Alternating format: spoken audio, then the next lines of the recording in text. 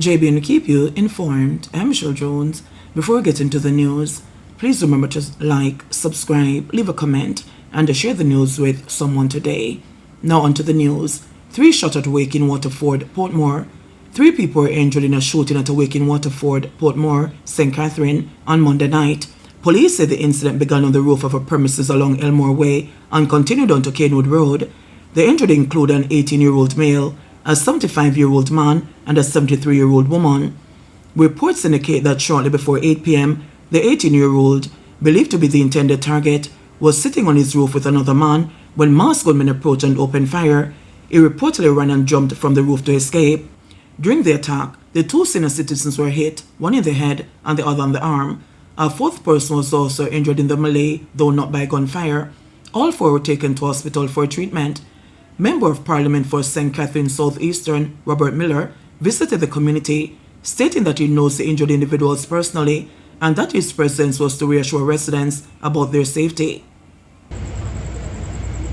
Robert Miller, Member of Parliament for South Eastern St. Catherine, and with me, Councillor Courtney Edwards, Councillor for the Independent City Division.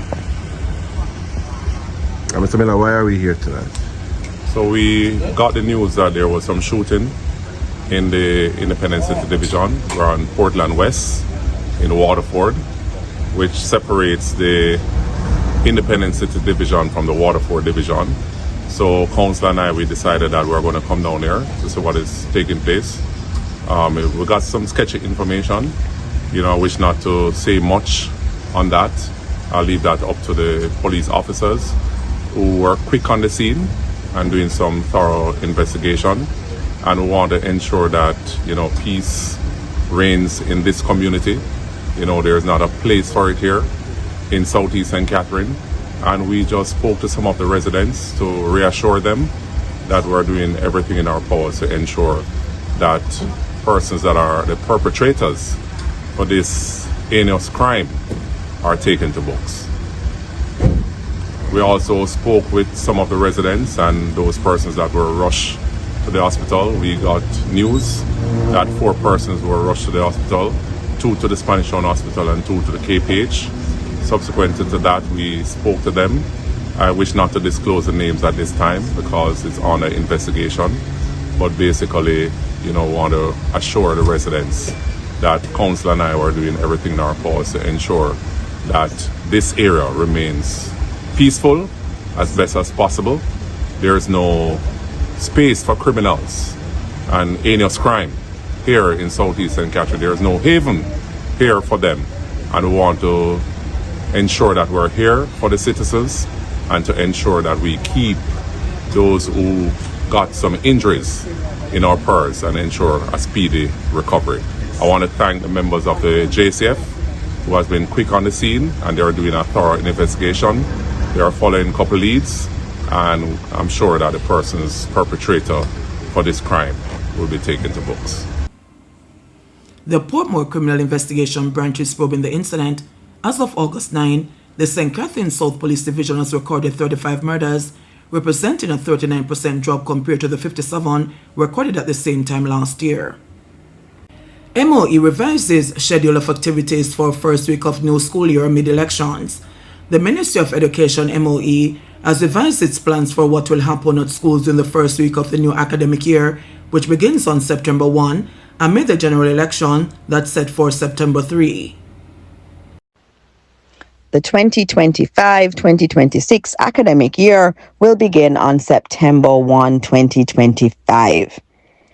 In light of the announcement of the general election being on September 3, 2025, we've made some adjustments to the start of the school year. As is customary, the first week of school usually sees a staggered opening where we have a lot of orientation exercises and other administrative activities taking place. On September 1, schools are authorized to open for these administrative exercises and also for orientation.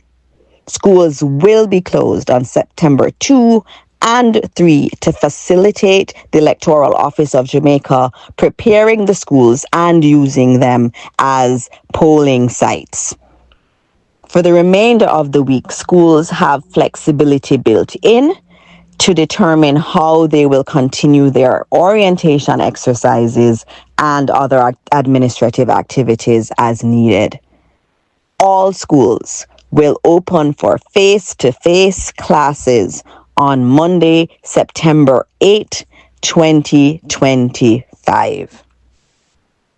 Kingston man charged with 16-year-old girl's murder.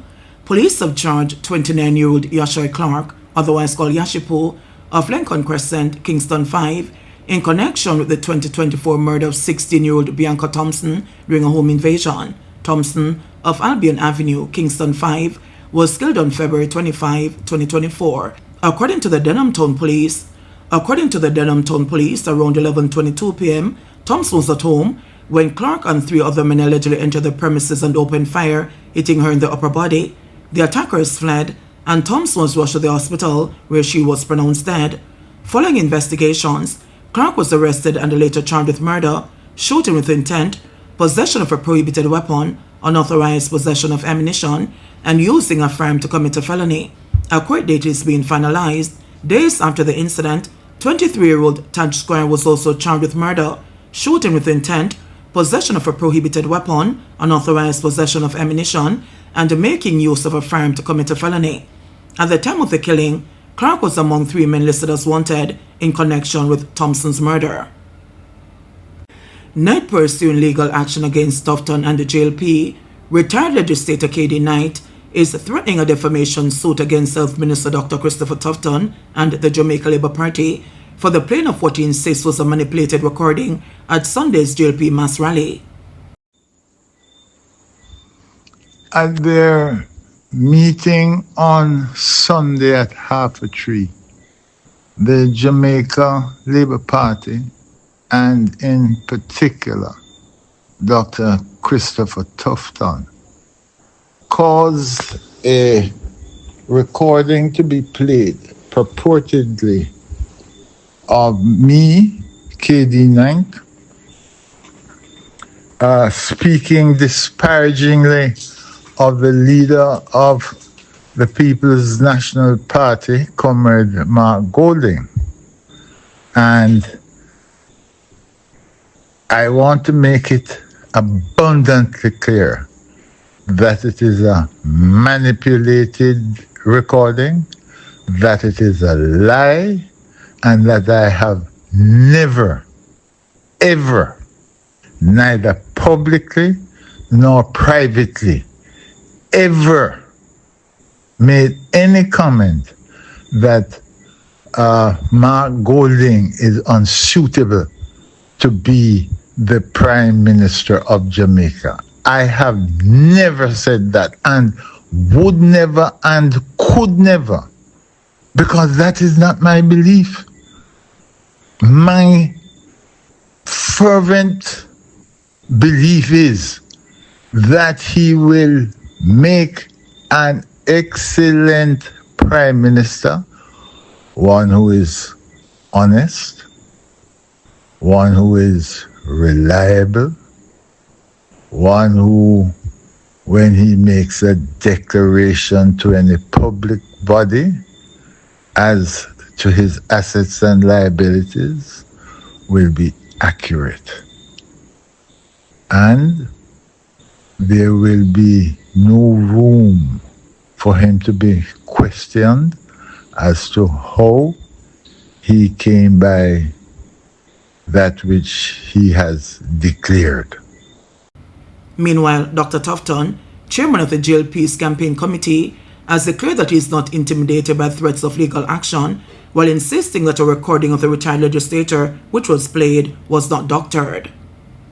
I have taken note of KD Knight's comments and threats of legal action. I am not intimidated by those positions. I've made a comment based on the evidence that is available in the public domain. The facts are that KD Knight has attempted to discredit, based on his conviction and how it was expressed, the leader of the PNP, Mark Golding. He did so in a particular context. Yes, I agree.